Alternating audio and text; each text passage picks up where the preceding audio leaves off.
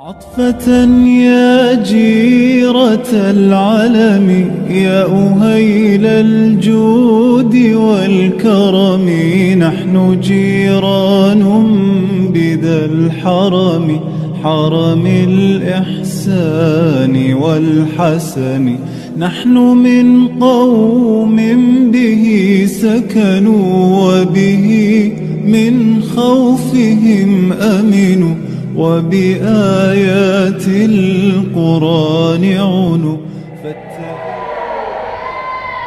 Alhamdulillah. Muga-muga barokah sangune.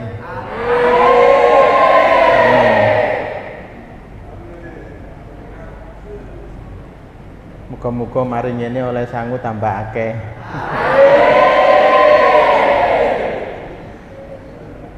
Kenek gawe sangu umroh lan ibadah haji. Ibu-ibu suarane mboten tapek kepireng kaya sangune pun entek niki. Ampun telas nggih sangun niki.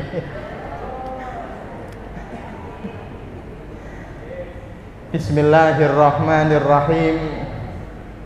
Alhamdulillahi rabbil alamin wa bihi nasta'inu ala umuri dunya waddin.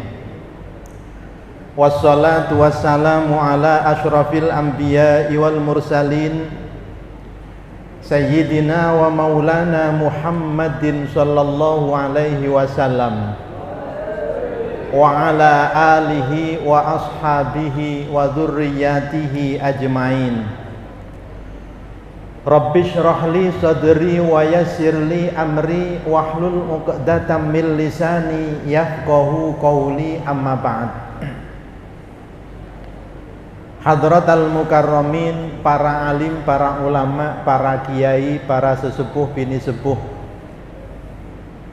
Wabil khusus Abah Haji Agung sekeluarga yang hari ini sedang melaksanakan ibadah umroh, mudah-mudahan senantiasa diberikan kesehatan oleh Allah Subhanahu wa taala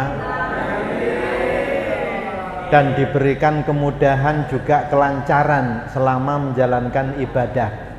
Allahumma amin.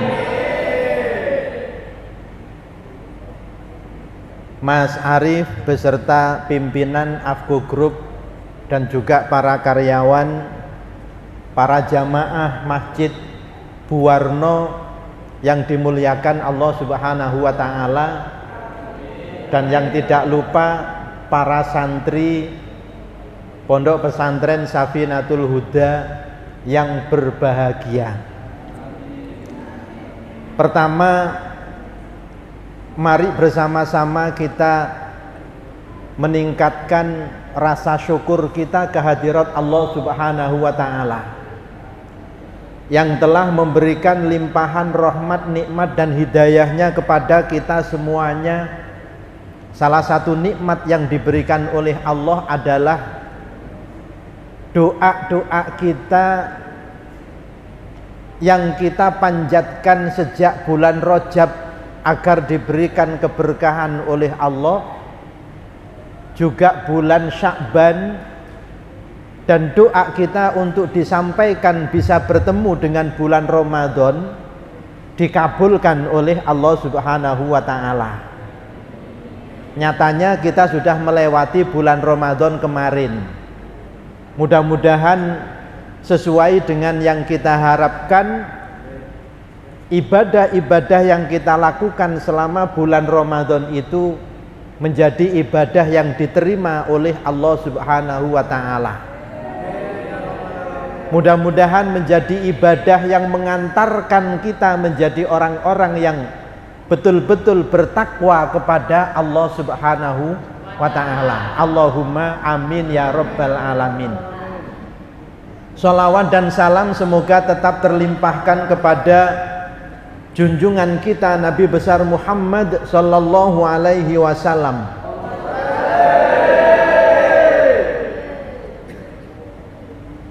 yang kita harapkan syafaatnya lebih-lebih besok pada hari kiamat.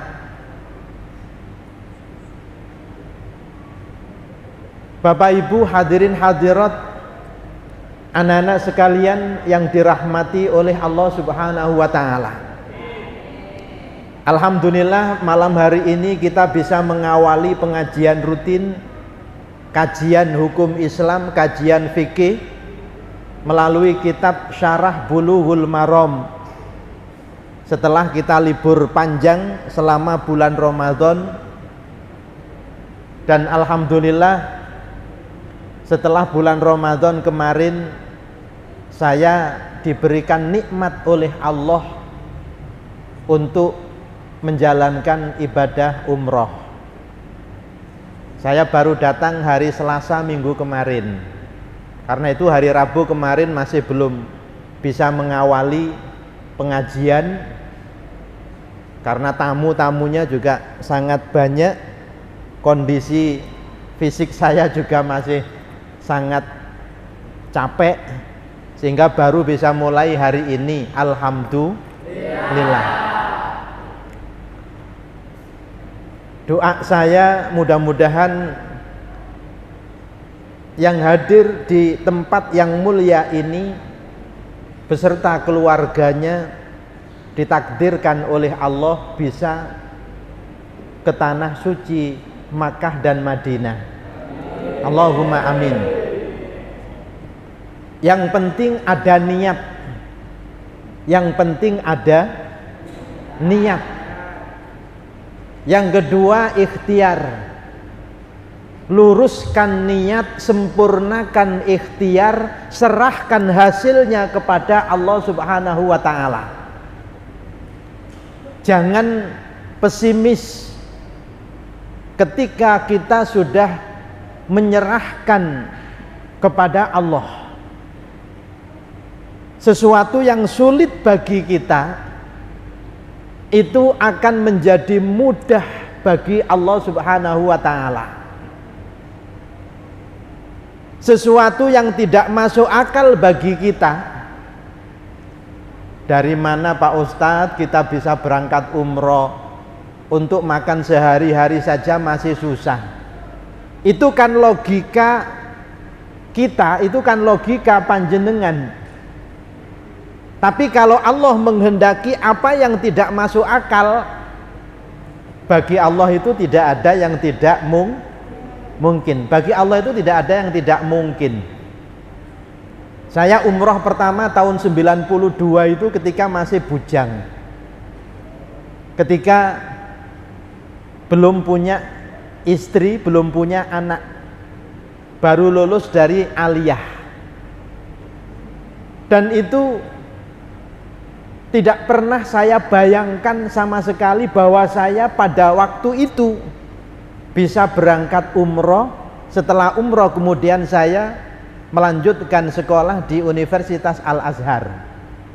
Waktu itu 92, ketika usia saya masih kurang lebih 19 tahun, 20 tahun. Jadi karena saya ini bukan anaknya orang yang kaya. Bapak dan ibu saya itu petani, dan kalau sore itu hanya sebagai guru ngaji. Tapi ternyata Allah menghendaki saya bisa berangkat umroh mulai tahun itu. Ini adalah suatu yang tidak bisa dilogikakan, tetapi bahwa kita harus yakin dengan doa-doa kita, maka apa yang menurut kita tidak mungkin, bagi Allah itu tidak ada yang tidak mungkin. Maka panjenengan niat, sampean kudu duwe niat, ojo sampai gak duwe niat, ojo sampai gak duwe niat. Niat.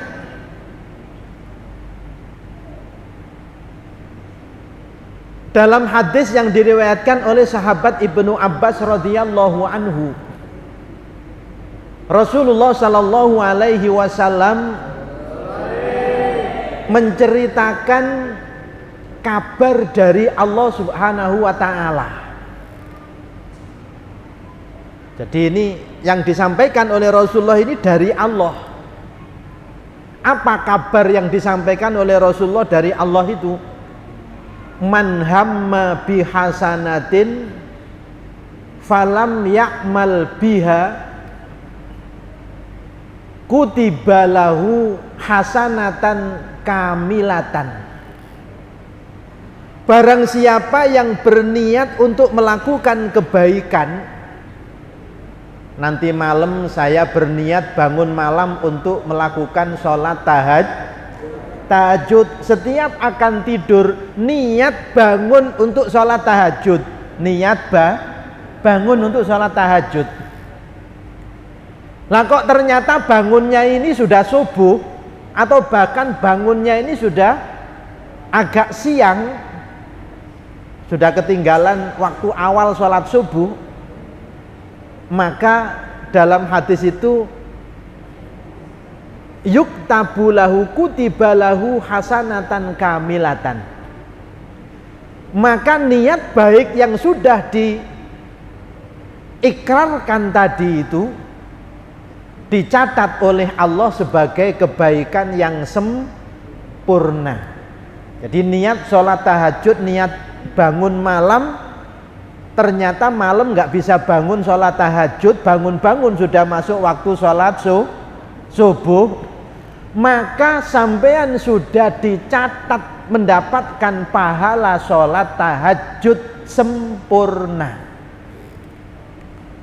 Nek ngono bendino niat silahkan,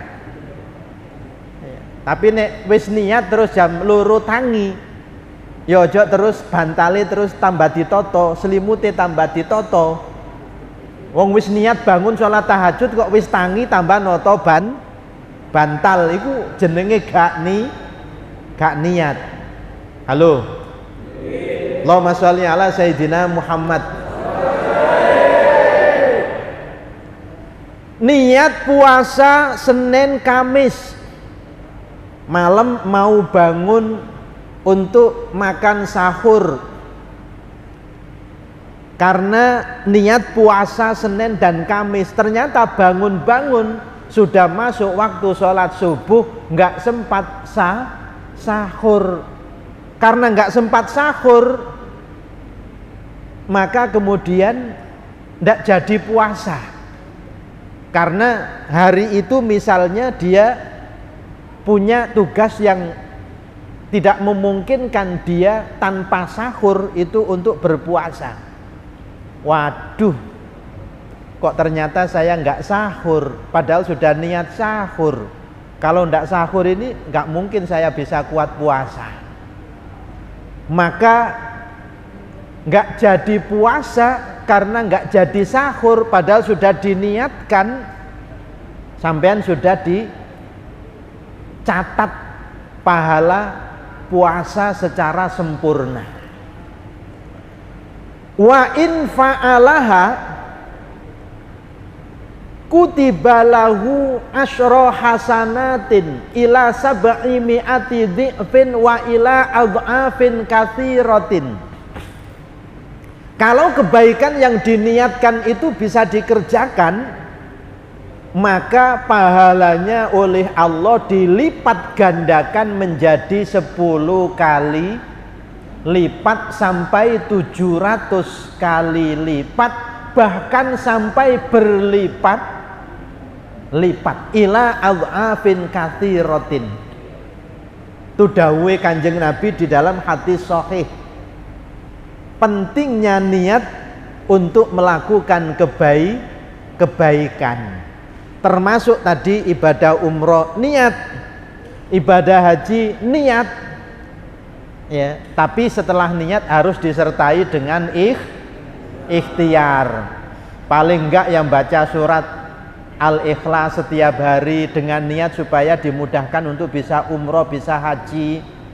Ditambahi dengan surat Al-Falaq, Qul a'udzu birabbil falaq, ditambahi lagi dengan surat An-Nas, Qul a'udzu birabbin nas. Kalau sudah istiqomah kok masih belum bisa daftar, jangan lupa surat sawahnya juga halo ganti surat sawahnya atau surat mobilnya beserta BPKB-nya. Allahumma sholli ala Sayyidina Muhammad. Bagaimana dengan niat melakukan perbuatan yang tidak baik, niat melakukan perbuatan buruk? Wa man hamma sayyi'atan falam ya'mal biha lam yuktab falam ya'mal biha kutiba lahu hasanatan kamilatan. Orang berniat melakukan perbuatan yang tidak baik, perbuatan dosa, sudah niat berbuat dosa, niat berbuat tidak baik, ternyata tidak jadi dikerjakan. Besok tanggal merah, yang muda-muda ini misalnya niat janjian ketemu di Kebon Rojo, misalnya janjian ketemu di Kebon Rojo, jam 8 pagi ketemu di Kebon Rojo atau ketemu di alun-alun, ada Car Free Day di situ, ketemu, sudah disiapkan, sangunya sudah disiapkan, nanti kalau sudah selesai jalan sehat, nanti diajak minum bareng, diajak makan bareng. Ternyata pagi mau berangkat, sepedanya mau dipakai, bannya bocor misalnya, sehingga dia tidak jadi berangkat karena nggak ada pinjaman sepeda yang lain, akhirnya nggak jadi berangkat. Maka niat buruknya, niat jeleknya itu diganti oleh Allah karena tidak jadi dilakukan, diganti dengan kebaikan yang sempurna. Itu maha kasih sayangnya Allah kepada hambanya.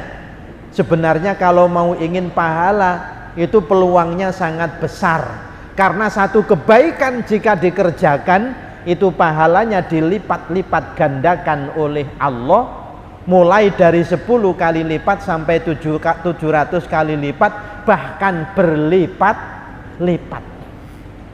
Sedangkan keburukan itu jika jadi dilakukan, pagi-pagi ambil sepeda, sepedanya sudah siap, nggak bocor, bensinnya juga full, bensinnya penuh, jadi berangkat dan jadi ketemu di alun-alun, jadi ikut Car Free Day, jalan sehat, gandengan tangan.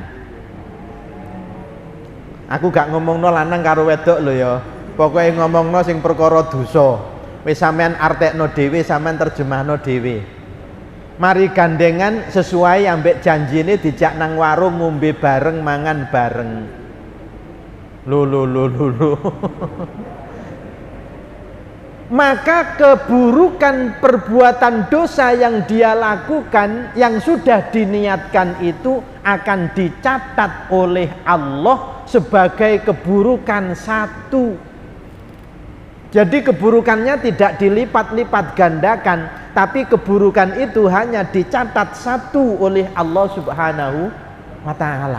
Sakjane Gusti Allah iku wis welas nanggone kawulane. Allah sudah maha kasih sayang kepada hamba-hambanya. Dengan kebijaksanaan Allah seperti ini, harusnya hamba-hamba Allah ini mudah untuk masuk ke dalam surganya Allah Subhanahu wa ta'ala. Harusnya begitu. Tapi kenyataannya tidak begitu. Oleh karena itu, Bapak Ibu yang dimuliakan oleh Allah, manusia yang beruntung itu bukan yang selalu mengingat kebaikannya. Orang yang beruntung itu bukan orang yang selalu mengingat kebaikannya. Tapi orang yang beruntung itu adalah orang yang selalu mengingat keburukannya. Sampean silahkan menghitung amal sampean, tapi jangan menghitung amal kebaikan sampean. Hitunglah amal keburukan yang sudah sampean lakukan itu sudah berapa banyak. Sebab kalau ngitung amal kebaikan itu khawatir kita merasa sudah kebanyakan pahala. Allahumma sholli ala Sayyidina Muhammad. Maca Al-Quran, katanya satu huruf itu diberi pahala satu kebaikan dilipat gandakan oleh Allah menjadi 10 kebaikan. Sampean yang hafalan Quran derese satu hari, yang sudah hafal itu rata-rata 3 juz sampai 5 juz setiap hari. Berapa huruf itu? Halo? Berapa huruf kok enggih?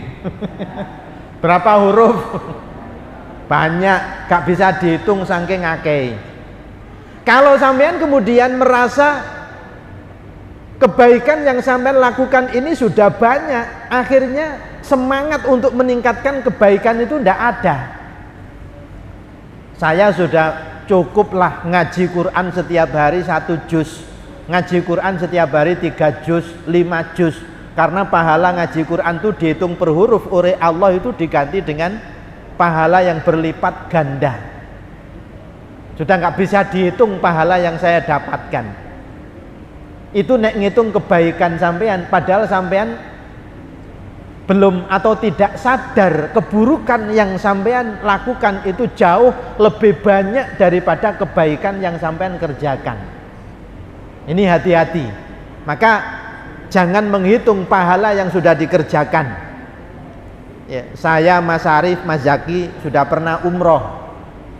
Di sana pahala ibadah itu dilipat-lipat gandakan oleh Allah. Kalau di Madinah 1 kali sholat, di sana itu nilainya lebih utama daripada 1000 kali sholat di selain Masjid Nabawi, kecuali di Masjidil Haram. Karena sholat 1 kali di Masjidil Haram itu nilainya lebih baik daripada sholat 100.000 kali di selain Masjidil Haram. Iku nek dihitung mulai aras-arasen sholat. Saya kemarin 16 hari di sana. Dihitung aja nek 5 kali sholat dalam sehari di sana, di Makkah misalnya, itu berarti lebih utama daripada 500.000 kali sholat di selain Masjidil Haram. Lebih baik daripada sholat 500.000 kali di Masjid Buwarno. Sampean sholat ping 500.000 berapa tahun 500.000 itu? Itu nilainya dengan saya sholat di sana 1 hari 5 kali sholat itu masih lebih baik sholat di sana 1 hari itu. Iku nek kapan kita ini bangga dengan apa yang kita lakukan itu, maka ini termasuk tipu daya daripada setan. Akhirnya pulang itu kita bukan meningkatkan amal ibadah kita, malah justru menjadi berkurang amal ibadah kita kepada Allah Subhanahu wa ta'ala. Ini yang bahaya. Padahal tanda diterimanya ibadah seseorang itu salah satunya adalah amal ibadahnya semakin meningkat. Ada 3 kata ulama bahwa amal ibadah seseorang itu diterima oleh Allah, termasuk amal ibadah sampean pada saat bulan Ramadan kemarin. Wis ngelakoni ibadah opo ae waktu bulan Ramadan kemarin, puasa iya, sholat tarawih iya, qiyamul lail masih iya, ngaji Quran iya sampai khatam, nggak tahu berapa kali karena bulan Ramadan. Sedekah iya, berzikir iya, dan amal kebaikan yang lainnya. Kalau sampean hitung itu nanti akan menjadikan sampean tertipu, terpedaya, sehingga kemudian setelah Ramadan ini tidak ada upaya untuk meningkatkan amal ibadah sampean karena sudah merasa ibadah yang sudah dikerjakan dalam bulan Ramadan itu sudah cukup atau bahkan lebih rumongsone wis luwih-luwih. Rumongso yang seperti itu yang harus kita hilangkan. Karena salah satu tanda ibadah diterima oleh Allah itu diantaranya adalah ibadahnya semakin meningkat. Sampean karek ndelok ibadah sampean kemarin dalam bulan Ramadan itu diterima oleh Allah atau enggak, itu ya sekarang ini bagaimana pengaruhnya terhadap ibadah sampean setelah meninggalkan bulan Ramadan itu. Nek setelah bulan Ramadan semangat ibadah sampean itu masih sangat kuat, maka ini adalah indikasi ibadah sampean pada bulan Ramadan kemarin itu diterima oleh Allah Subhanahu wa ta'ala. Allahumma. Yang kedua, menjaga lisan, hifdzul lisan. Di antara tanda ibadahnya seseorang diterima oleh Allah itu lisannya ini terjaga dari perkataan-perkataan yang dapat menyakitkan orang lain, atau perkataan-perkataan yang tidak diridhoi oleh Allah Subhanahu wa ta'ala. Itu diantara tanda diterimanya ibadah seseorang. Sakgurunge poso biyen nek ambek tonggo seneng nyelatuan. Halo. Nek ambek konco ngomongi selalu kasar. Ya. Gampang tersinggung, gampang emosi.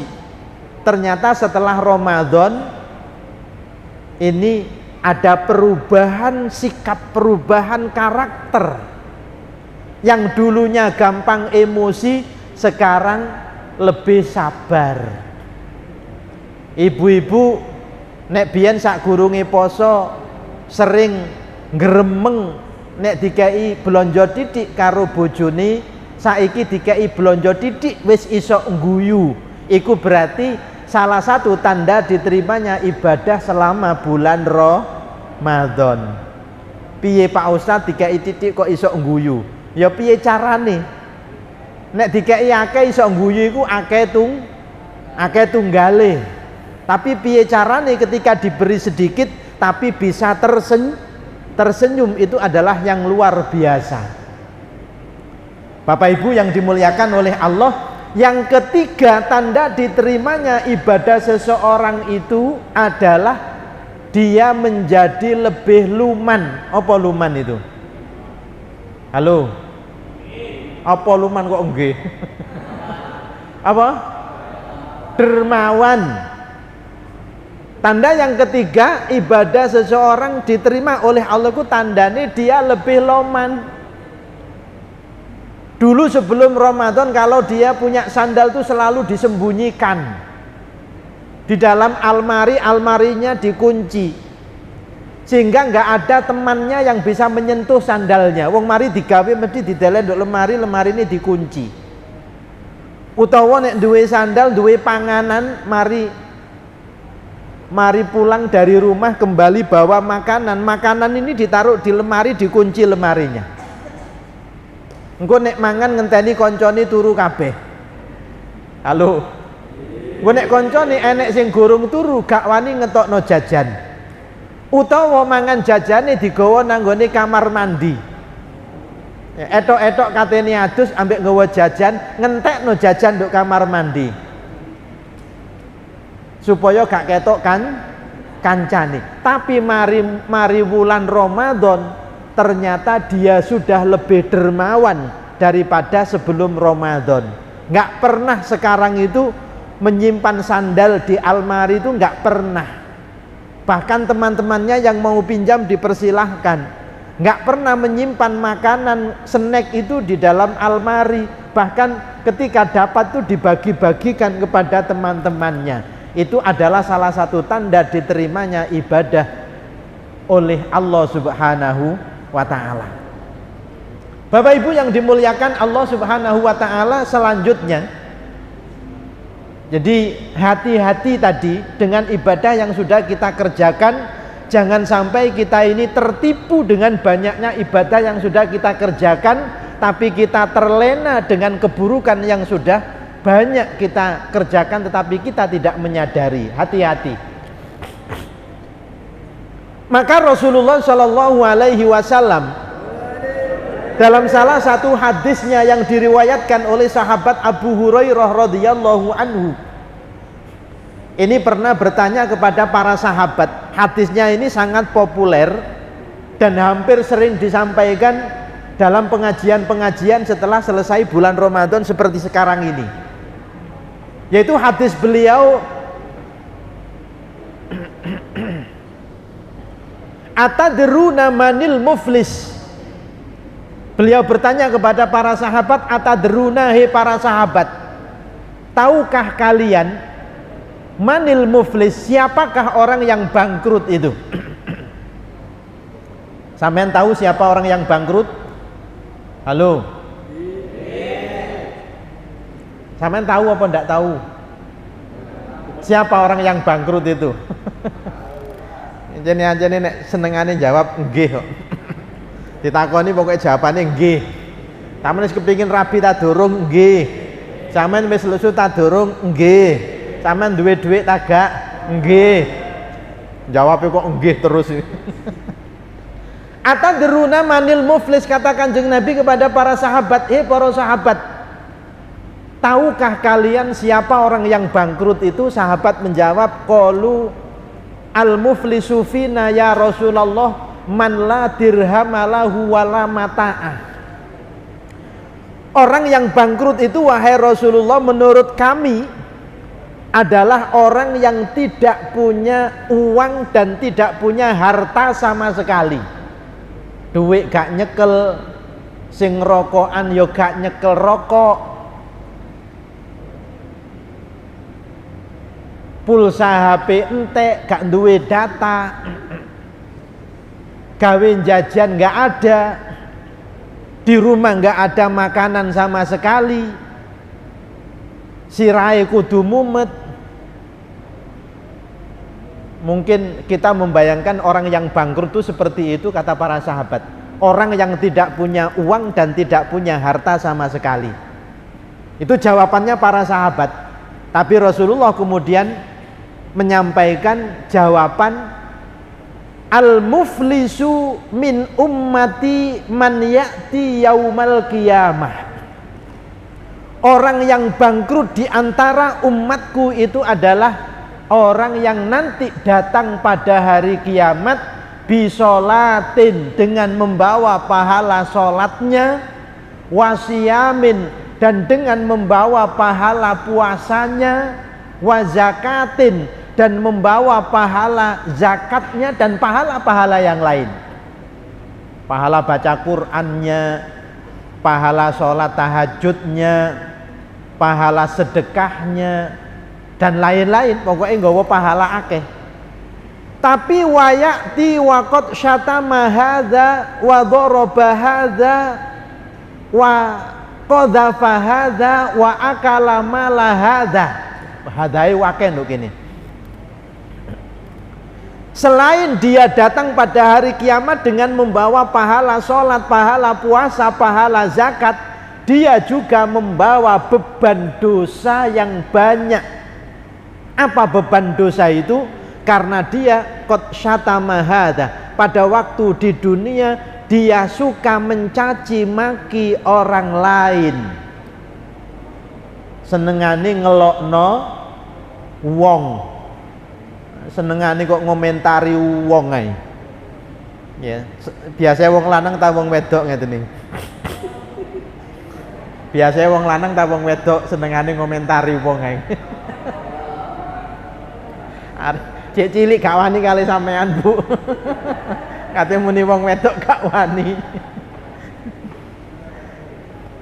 Enek wong gelangan, nek sing gelangan iki wong gak duwe, jarene ala iku paling gelang palsu, duduk gelang asli. Imitasi. Enek ae. Tapi nek sing gelangan wong sugih, kalau delok sugih kait wingi ae wis sombonge gak karu-karuan. Repot, enek wong gak duwe gelangan jarene diarani mitasi. Tapi nek enek wong sugih gelangan jare diarani sombong. Jadi komentari gak enek sing bener. Komentari salah. Kalau ada orang berusaha untuk berbuat baik katanya sok suci. Kalau dungaren wis mulai gelem jamaah nang masjid, biasae lho gak tahu gelem nang masjid. Ya, dungaren.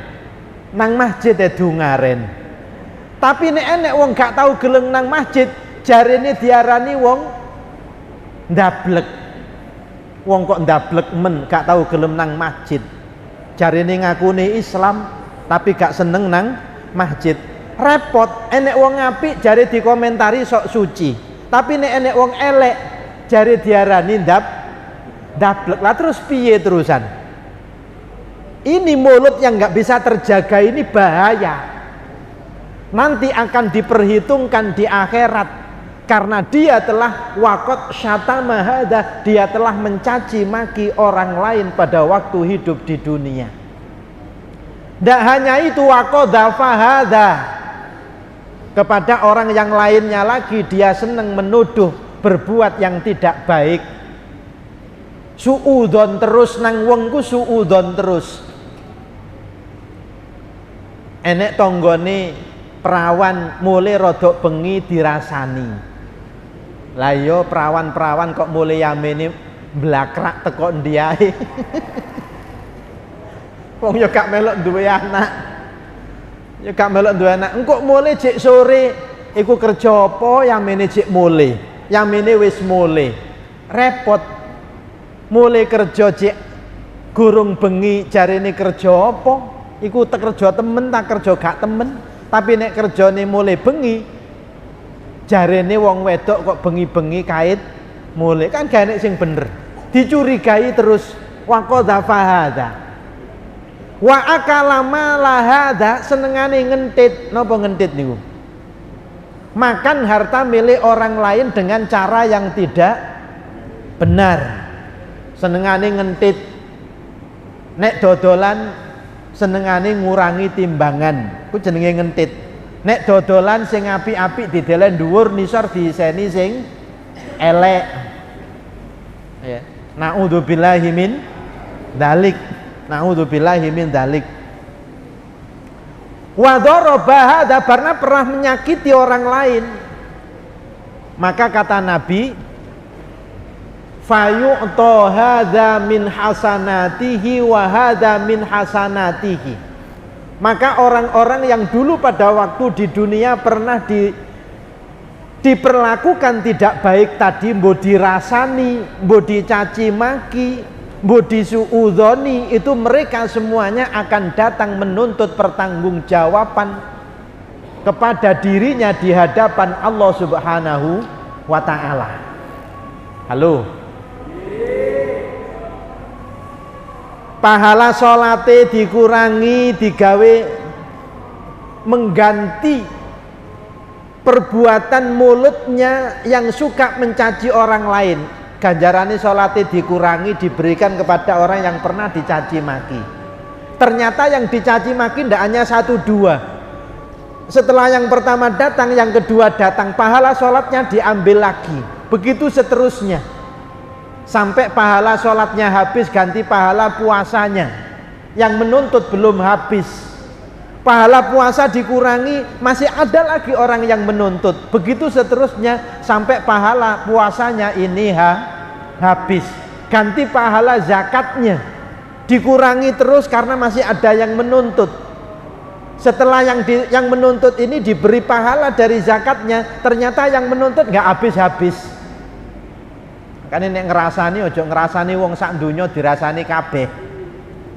Nanti wong sak dunya itu akan datang menuntut kepada kita semuanya. Na'udzubillahi min dzalik. Sampai semua pahala habis, sholatnya pahala sholatnya habis, pahala puasanya habis, pahala zakatnya habis. Lah nek habis terus bagaimana? Fa in faniyat hasanatuhu fa'ukhidalahu min khotoyahum faturihat alaihi. Maka orang yang nuntut ini dosanya diambil, diberikan kepada orang yang dituntut. Karena orang yang dituntut sudah tidak lagi punya pahala. Yang nuntut masih banyak, pahalanya sudah habis, maka yang nuntut ini dosanya diambil, diberikan kepada orang yang dituntut itu. Faturihat alaihi, diberikan kepada orang yang dituntut. Maka orang yang dituntut ini sudah tidak punya kebaikan sama sekali karena sudah habis bahkan dosa-dosanya ini bertambah karena dari orang-orang yang menuntut itu dosa-dosanya ditambahkan. Maka kata Nabi, nasib orang ini adalah faturi hafinnar, maka tidak ada tempat bagi orang ini kecuali di neraka, maka dia kemudian dilemparkan di neraka. Na'udzubillahi min dzalik. Makanya Bapak Ibu yang dimuliakan oleh Allah, panjenengan pernah mendengar istilah kantong bocor? Pernah mendengar? Iku wis viral nungone WA itu viral. Jangan sampai kebaikan kita ini yang kita kumpulkan ini dikumpulkan seperti dikumpulkan di kantong yang bocor. Punya pahala sholat kita kumpulkan, kita simpan di kantong, tapi kantongnya bocor karena diambil oleh orang tadi itu. Kita punya pahala puasa, kita simpan pahala puasa kita, tapi disimpan di kantong yang bocor karena kita punya kesalahan kepada orang lain, sehingga pahala itu diambil oleh orang lain.